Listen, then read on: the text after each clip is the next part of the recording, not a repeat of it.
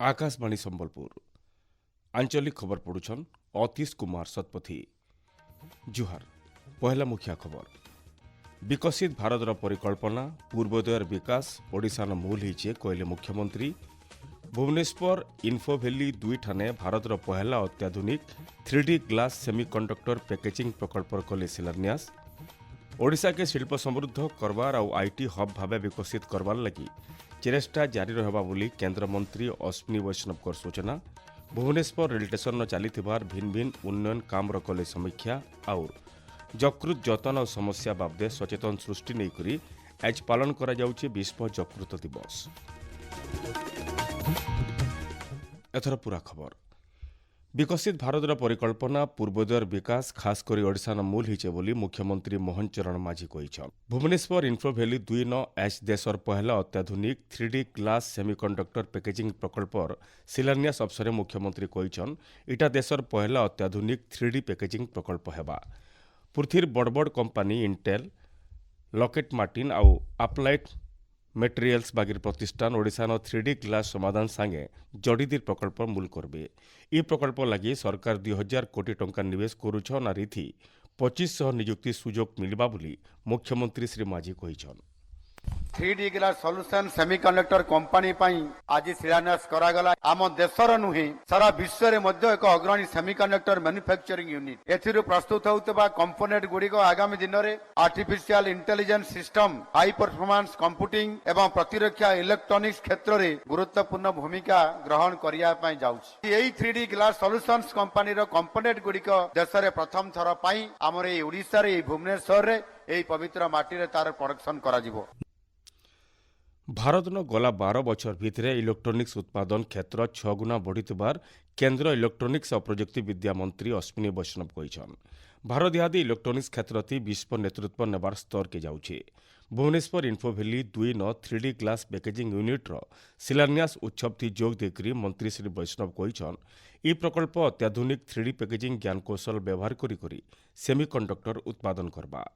उन्नत प्रजुक्ति विद्या और ज्ञान कौशल के व्यवहार करी भारत इहादे पृथ्वीर 2 नंबर मुखिया मोबाइल उत्पादनकारी भावे उभा होइछे बोली मंत्री श्री वैष्णव कहिछन। ओडिशा रे सेमीकंडक्टर प्लांट यार फाउंडेशन स्टोन ले होबो। ओडिशा गोटे मिनरल मेटल रु इलेक्ट्रॉनिक्स हब हेबा को जाउछि। सेथिरे एई प्लांट प्रधानमंत्री श्री नरेंद्र मोदी जींकर और मुख्यमंत्री श्री मोहन माझींकर जहा बहुत साहस सहित ओडिशा रो डेवलपमेंट पई कार्य चलीछि। सेथिरे एई प्लांट बहुत सेमीकंडक्टर प्लांट बहुत सहयोग। ई अवसर मंत्री श्री वैष्णव कहिछन ओडिशार 26टा जिला के रेल संजोग होइछे, बाकी थिबा 4टा जिला के रेल संजोग करा जिबा बोली केंद्र मंत्री श्री वैष्णव कहिछन। ओडिशार 30 डिस्ट्रिक्ट भितरु 26 डिस्ट्रिक्ट कनेक्टेड हेइ जिवो रेलवे लाइन्स रे आउ 4टी जहा डिस्ट्रिक्ट बंची की रहिछि महाप्रभु जगन्नाथंको कृपारु सेही 4टी डिस्ट्रिक्ट भी आमे मोदी जी को आशीर्वाद रु लोकप्रिय मुख्यमंत्री मोहन चरण माझी को तांकर आशीर्वाद रो आमे माने निश्चित भावे 30 डिस्ट्रिक्ट को ओडिशा रो रेलवे कनेक्टिविटी आमे देई की रहिबा। भुवनेश्वर न विकसित होइतिबा नुआ रेल स्टेशन बागिर आबा दिने ओडिशा न आहुरी 59टा अत्याधुनिक रेल स्टेशन लगी विकास काम जारी रहिछे बोली मंत्री श्री वैष्णव कहिछन। केंद्र रेल मंत्री अश्विनी वैष्णव एच अमृत भारत स्टेशन अधीनथी भुवनेश्वर रेल स्टेशन न चलीथिबार भिन्न भिन्न उन्नयनमूलक काम रो समीक्षा करिछन। उन्नत यात्री सुविधा बढ़ावार उन्नत सर्कुलेशन एरिया और आधुनिक विमान बंदर बागिर सुविधा सहित यात्री केन्द्रिक उन्नतीकरण अग्रगति बाबदे श्री वैष्णव बुझीछन। ई अवसर केंद्र मंत्री राज्य रेल संजोग बढ़ावार दिगे सरकार दृढ़ प्रतिबद्धता उपरे आलोकपात करथिले। ई पदक्षेप सबु आंचलिक संयोगीकरण के बरकस करबार सहित अर्थनैतिक अभिवृद्धि के समर्थन करबा। राज्यर सबु इलाका न विकास सुनिश्चित करी सारा राज्य रेल भित्तिभूमिर उन्नतीकरण जारी रहबा बोली केंद्र मंत्री श्री वैष्णव जोर दैछन। राज्य ई मासे खड़ीछुआ और विद्यालय प्रवेश कार्यक्रम हेबार हुतरु एबा 30 तारिख दिन 2026-27 शिक्षा बछरर पहला अभिभावक शिक्षक बैठक हेबा। राज्यर सबु विद्यालय मानके सही दिन पहला अभिभावक शिक्षक शिक्षयित्री और विद्यालय परिचालना और उन्नयन कमिटीर बैठक भी हेबा। ओसेपा तरफु बैठक आयोजन के नहीं करी सबु जिला ब्लॉक शिक्षा अधिकारी और प्रधान शिक्षक मान को जने दिया जाइछे। ପବିତ୍ର ଅକ୍ଷୟ ତୃତୀୟ ଅବସରରେ ଆବାକେଲ ପୁରୀ ଶ୍ରୀମନ୍ଦିର ନ ବିଶ୍ୱ ପ୍ରସିଦ୍ଧ ରଥଯାତ୍ରା ଲାଗି ରଥ ତିଆରି କାମର ଅନୁକୂଳ ଆଉ ମହାପ୍ରଭୁମାନଙ୍କର 21 ଦିନିଆ ବାହାର ଚନ୍ଦନ ଯାତ୍ରା ମୂଲ ହେବା। ଅକ୍ଷୟ ତୃତୀୟ ଅବସରରେ ରଥଯାତ୍ରା ଲାଗି 3ଟା ଧୌରା କାଠ ଶ୍ରୀମନ୍ଦିର ପ୍ରଶାସନ କାର୍ଯ୍ୟାଳୟ ଆଗରେ ରଖାଯିବାର ସହିତ ରଥ ତିଆରି କାମ ମୂଲ କରାଯିବା। ଇଥିର୍ଲାଗି ଭକ୍ତମାନଙ୍କର ଭିଡ଼କେ ନଜରଟି ରଖିକରି ପ୍ରଶାସନ ତରଫରୁ ବ୍ୟାପକ ସୁରକ୍ଷା ବ୍ୟବସ୍ଥା ଗ୍ରହଣ କରାଯାଇଛି। ସିଆଡ଼େ ସମ୍ବଲପୁର ସହିତ ପଶ୍ଚିମ ଓଡ଼ିଶାର ଭିନ୍ନ ଭିନ୍ନ ଜାଗାର ଶୈବପୀଠମାନକେ ପ୍ରସିଦ୍ଧ ଶୀତଳ ଷଷ୍ଠୀ ଯାତ୍ରାର ପହିଲା କାର୍ଯ୍ୟକ୍ରମ ଥାଲୁଠା ମୂଲ ହେବା। ଆପଣମାନେ ଖବର ଶୁଣୁଛନ୍ ଆକାଶବାଣୀ ସମ୍ବଲପୁର କେନ୍ଦ୍ରନୁ।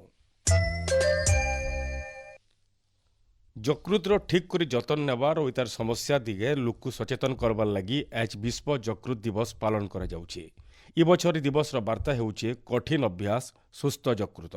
ସାରା ପୃଥିବୀର ପାଖାପାଖି 1.5 ନିୟୁତ ଲୋକ ଦୀର୍ଘକାଳୀନ ଯକୃତ ରୋଗଥି ପୀଡ଼ିତ ହେଇଥିବାର ବେଲେ ବଛରକ 12 ଲାଖ ରୋଗୀଙ୍କର ଜୀବନ ଯାଉଥିବାର ଜଣାପଡ଼ିଛି। ସୁସ୍ଥ ଖାଦ୍ୟ ଅଭ୍ୟାସ ବ୍ୟାୟାମ ନିଶା ସେବନ ନାଇଁ କରବାର ଆଉ ପ୍ରାରମ୍ଭିକ ଯାଞ୍ଚ ଜରିଏ ଫ୍ୟାଟି ଲିଭର ଆଉ ଲିଭର ସିରୋସିସ୍ ବାଗିର ଯକୃତ ରୋଗକେ ପ୍ରତିରୋଧ କରାଯାଇପାରବା।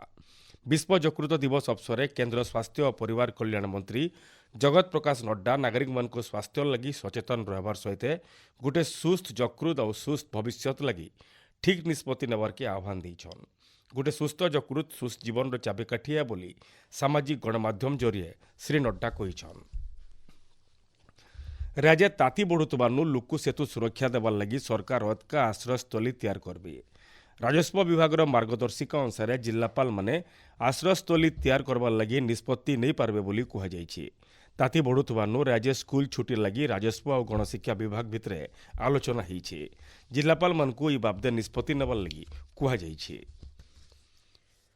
ରାଜ୍ୟ ଜବର ଖରାକେ ନଜରଟି ରଖିକରି ଦେବଗଡ଼ ଜିଲ୍ଲା ପ୍ରଶାସନ ତରଫରୁ ଜିଲ୍ଲାପାଳ କବୀନ୍ଦ୍ର କୁମାର ସାହୁଙ୍କ ନିର୍ଦ୍ଦେଶ ଥି ଜିଲ୍ଲାର ସବୁ ବିଦ୍ୟାଳୟକେ ଆବାକାଲଠାନୁ 23 ତାରିଖ ତକ 4 ଦିନ ଲାଗି ବନ୍ଦ ରଖବାର ଲାଗି ଘୋଷଣା କରାଯାଇଛି।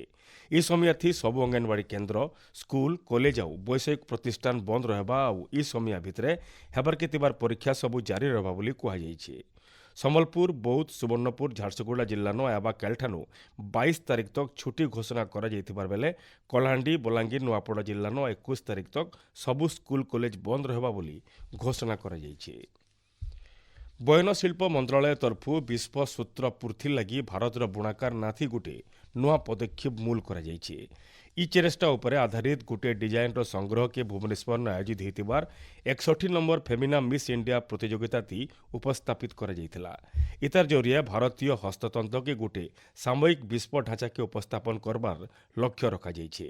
ଏଥିରେ ଦେଶର 30ଟା ଜିଲ୍ଲାର 30 ପ୍ରକାରର ହସ୍ତତନ୍ତ ବୁଣାକାରମାନେ ସାମିଲ ହୋଇଥିଲେ। ପ୍ରଧାନମନ୍ତ୍ରୀ ନରେନ୍ଦ୍ର ମୋଦି ଆବା 26 ତାରିଖ ରବିବାର ଦିନ ସକାଳ 11 ବଜେ ଆକାଶବାଣୀର ମନ୍ କି ବାତ୍ କାର୍ଯ୍ୟକ୍ରମ ଜରିଏ ଦେଶ ଆଉ ଦୁନିଆ ସାରା ଲୋକର ସାଙ୍ଗେ ବିଚାର ବିନିମୟ କରିବେ। ଏଇଟା ତାଙ୍କର 133 ନମ୍ବର ମନ୍ କି ବାତ୍ କାର୍ଯ୍ୟକ୍ରମ ହେବା। ମନ୍ କି ବାତ୍ କାର୍ଯ୍ୟକ୍ରମ ଆକାଶବାଣୀ ଆଉ ଦୂରଦର୍ଶନ ଜରିଏ ଆଉ AIR news website news on AIR mobile app ଥି ପ୍ରସାରଣ କରାଯିବା। ଆକାଶବାଣୀ ସମ୍ବାଦ ଡିଡି ନ୍ୟୁଜ୍ ପିଏମ୍ଓ ଅଫିସ୍ ଆଉ ସୂଚନା ଓ ପ୍ରସାରଣ ମନ୍ତ୍ରଣାଳୟ ୟୁଟ୍ୟୁବ୍ ଚ୍ୟାନେଲ୍ ଥି ବିଲ୍ ଇତାର ସିଧା ପ୍ରସାରଣ କରାଯିବା। ପ୍ରଧାନମନ୍ତ୍ରୀଙ୍କର ହିନ୍ଦୀ ଅଭିଭାଷଣ ଉତ୍ତରୁ ଆଞ୍ଚଳିକ ଭାଷାତି ଇତାର ପ୍ରସାରଣ କରାଯିବା। ସମ୍ବଲପୁର ମହାନଗର ନିଗମ ଇଲାକାନ ଆବା 1 ତାରିଖନୁ ସ୍ୱଚ୍ଛ ସର୍ବେକ୍ଷଣ ମୂଲ ହେବା। ଏ ବছର ସର୍ବେକ୍ଷଣଥି ଲୋକ ସଚେତନ କରବାର ସହିତ ଜନଭାଗିଦାରୀ ଉପରେ ଅଧିକା ଜୋର ଦିଆଯାଇଛି। ଏସ୍ଏମ୍ସି ସାରା ଦେଶେ 3 ରୁ 5 ଲାଖ ଜନସଂଖ୍ୟା ଥିବାର ସହରର ସ୍ୱଚ୍ଛ ସର୍ବେକ୍ଷଣ ବର୍ଗଥି ଭାଗ ନେଉଛେ। ଗଲା ବছର ସହର ସାରା ଦେଶେ 114 ନମ୍ବର ଆଉ ରାଜ୍ୟ 12 ନମ୍ବର ଠାନ୍ତି ଥିଲା।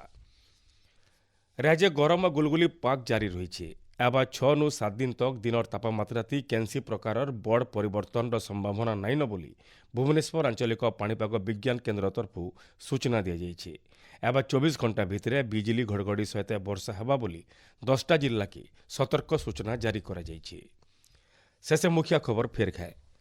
ବିକଶିତ ଭାରତର ପରିକଳ୍ପନା ପୂର୍ବୋଦୟର ବିକାଶ ଓଡ଼ିଶାର ମୂଲ ହେଇଛି କହିଲେ ମୁଖ୍ୟମନ୍ତ୍ରୀ।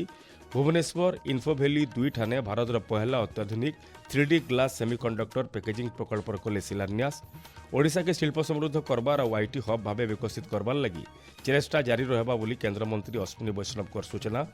ଭୁବନେଶ୍ୱର ରେଳ ଷ୍ଟେସନର ଚାଲିଥିବାର ଭିନ୍ନ ଭିନ୍ନ ଉନ୍ନୟନ କାମର କଲେ ସମୀକ୍ଷା। ଆଉ ଯକୃତ ଯତନ ଆଉ ସମସ୍ୟା ବାବଦେ ସଚେତନତା ସୃଷ୍ଟି ନେଇକରି ଆଜ ପାଳନ କରାଯାଉଛି ବିଶ୍ୱ ଯକୃତ ଦିବସ। ଆଜିର ଆଞ୍ଚଳିକ ଖବର ଶେଷ ହେଲା। ଜୁହାର।